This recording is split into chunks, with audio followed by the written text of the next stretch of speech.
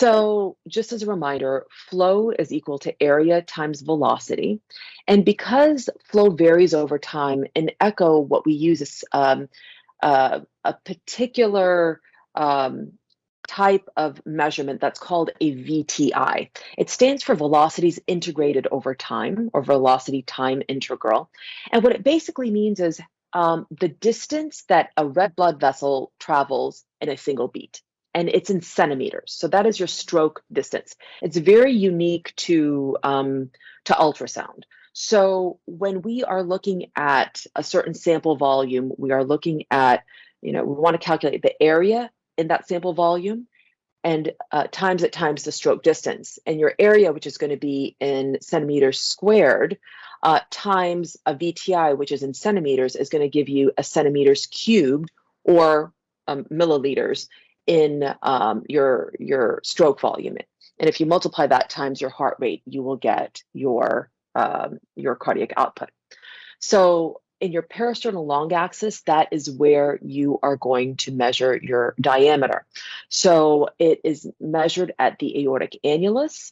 And again, it's important to note there are multiple ways in which you can underestimate your cardiac output. And one of the ways, other than the Doppler angle, is your LVOT diameter. So if you are underestimating the LVOT diameter, which is what we're prone to do, it can be a significant source of error because this value is actually squared. You're looking for an area. So just make sure that you are taking a look at this at its widest, right at the aortic annulus to be able to get the most accurate assessment. And then as we went through, you're going to take a pulse wave of the LVOT and measure the VTI there. And that's going to give us an idea of flow distance. Again, if we're not parallel to flow, that can lead to underestimation.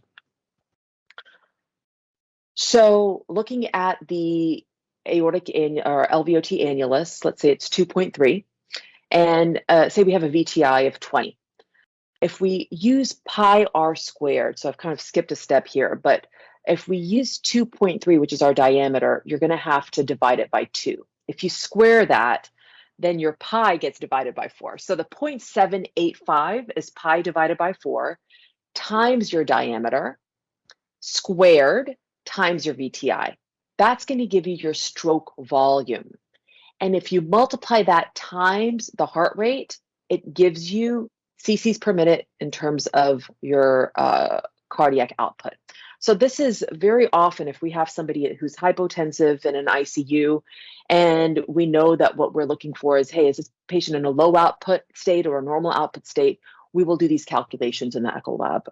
And our fellows use this very frequently overnight when they're doing POCUS in the CCU patients. So it's something that can really give us a better sense of what's going on hemodynamically rather than relying on LV ejection fraction alone.